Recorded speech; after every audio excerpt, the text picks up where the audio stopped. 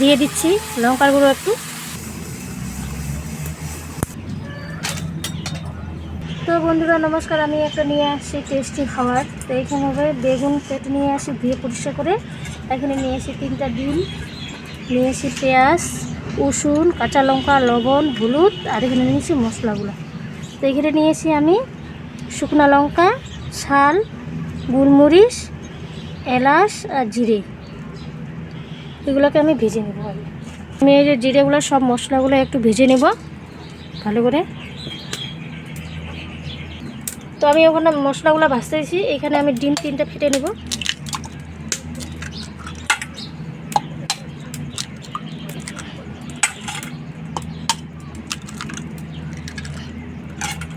আমি এবারে লবণ দিয়ে দেব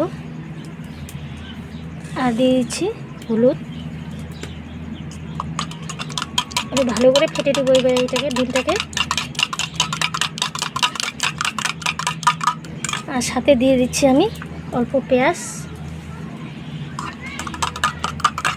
আমি ঝালটা দিচ্ছি না এই কারণে, আমার ছেলে খাবার জন্য ঝালটা দিচ্ছি না।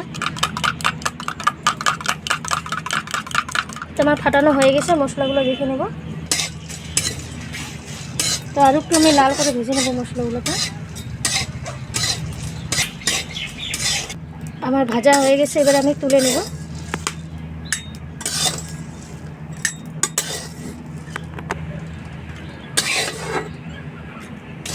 তো এবারে আমি তেল দিয়ে দিচ্ছি, এখানে সরিষা তেল।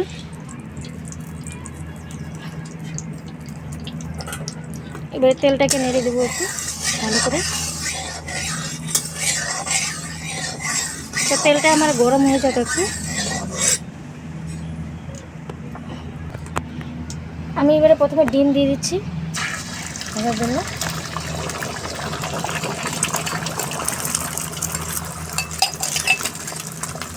ডিমটাকে আমি একটু ঘুরিয়ে দিব। আর তেলটা বেশি হয়ে গেছে, আমি এইভাবে করে দেবো ডিমটাকে।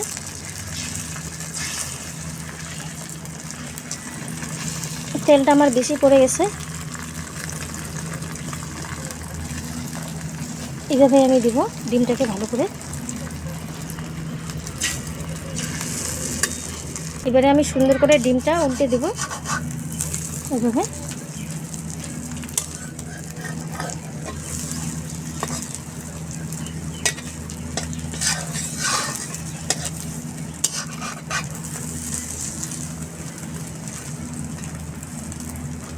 তো আমি ডিমটাকে আবারও ভেজে নিচ্ছি একটু ভালো করে।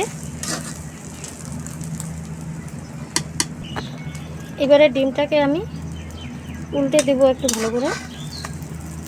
তো আমার ডিমটা হয়ে গেছে, এবার পিস পিস করে কেটে নেব ডিমটাকে।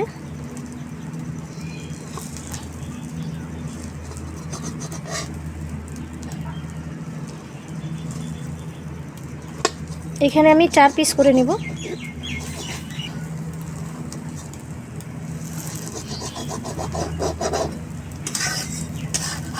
আবারও পিসগুলোকে আমি একটা করে উল্টে দেবো ভালো করে।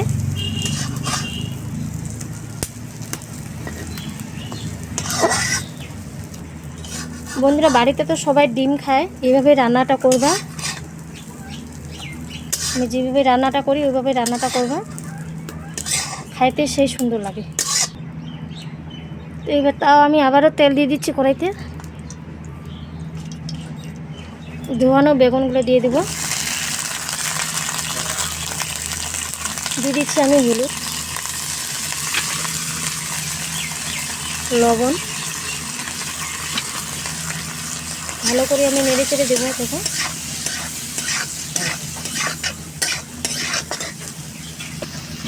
তো আমি ঢাকা দিয়ে দিচ্ছি 5 মিনিট দিতে। মশলাগুলো ভেজে দিচ্ছি, এগুলো মিক্সার মেশিনে দিয়ে দেবো। এগুলোকে বেটে নিয়ে আসবো। তো আমি বেগুনগুলোকে উল্টে দেবো একটু। আমি কিন্তু বেগুনগুলো তেলেই ভাজতেছি, জল টল দিয়ে নেই কিছু। কিন্তু হ্যাঁ, বেগুন আর ডিম দিয়ে একটা ভালো টেস্টি খাবার বানাচ্ছি আমি। রান্নাটা টেস্টি রান্না, খাইতে এত ভালো লাগে এই রান্নাটা আমার। ডিম তো সবারই বাড়িতে থাকে কম বেশি, এইভাবে রান্নাটা করলে বেশি ভালো হয়। খাইতেও ভালো লাগে রান্নাটা।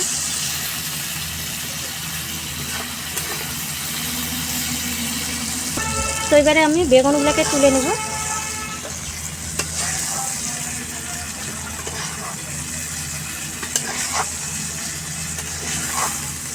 বেগুন হয়ে গেছে, আমি তুলে নিচ্ছি।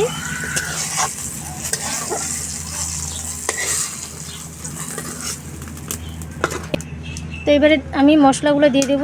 তো দিয়ে দিচ্ছি প্রথমে পেঁয়াজ, এই আদা বাটা, আর আমি এই যে দেখো কুসুনগুলো কত সুন্দর গোল গোল করে কেটে নিচ্ছি পাতলা পাতলা করে, এগুলো দিয়ে দেবো। আর দিয়ে দেবো কাঁচা লঙ্কা। আমি একটু তেল দিয়ে এগুলো ভালো করে ভেজে নেব।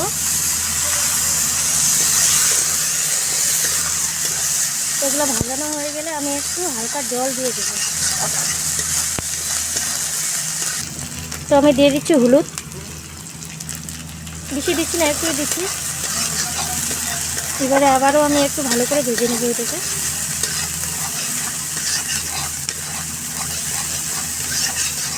যত মশলাগুলো ভাজবা তত একটা কালার চলে আসবে। যখন একটু লাল হয়ে আসবে তখনই আমি জল দিয়ে দেবো একটু মশলাগুলোকে। তো এবারে আমি জল দিয়ে দিচ্ছি, বেশি দিব না, একটু দিব। পেঁয়াজ লঙ্কাগুলো সিদ্ধ করার জন্য আমি একটু জল দিয়ে দিচ্ছি।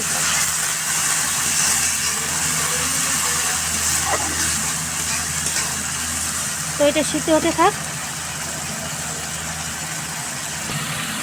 দেখো আমি এই লঙ্কাটা কিন্তু একটা লঙ্কা পেকে নিয়েছি, কাশ্মীরি লঙ্কার গুঁড়ো, এটা আমি দিয়ে দেবো। তো এগুলি আবারও ভালো করে নেড়ে দিয়ে আমাদের জলটা টানে গেছে। আমি যে মশলাগুলো বেটে নিয়ে এসেছি এই মশলাগুলো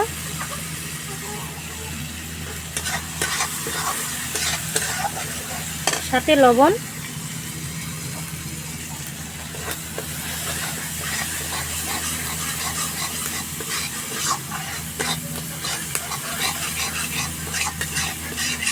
মশলার কালারটা কত সুন্দর আসছে, একদম লাল, কি সুন্দর মশলার কালার চলে আসছে আমাদের।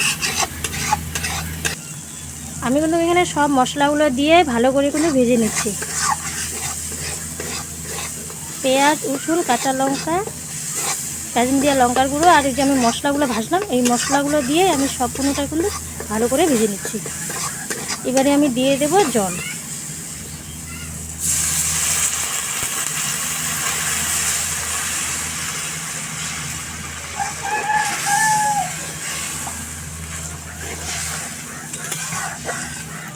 তা আমি এখানে জল দিয়ে দিচ্ছি 1.5 গ্লাস।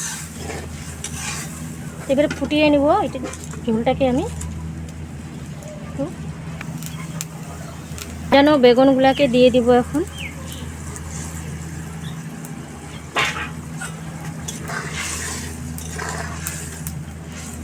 আমি যে ডিমগুলো ভেজে রাখছি এই ডিমগুলোও দিয়ে দেব।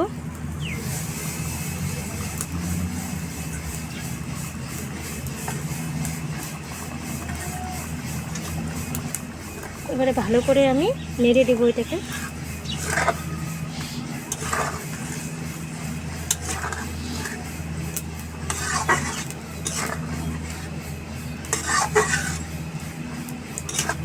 এভাবে আমি সুন্দরভাবে ডিমগুলো ভিতরে ঢুকে দেব যেন ঝোলে না ঢুকে যায়, রস ঢুকে আমাদের ডিমের ভিতরে।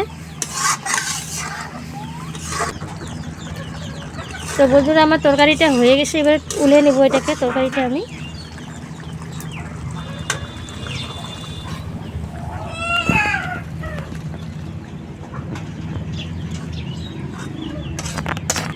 তো বন্ধুরা আমার ডিমের আর বেগুনের রেসিপিটা কেমন হলো তো অবশ্যই কমেন্ট বক্সে আমাদের জানাবেন।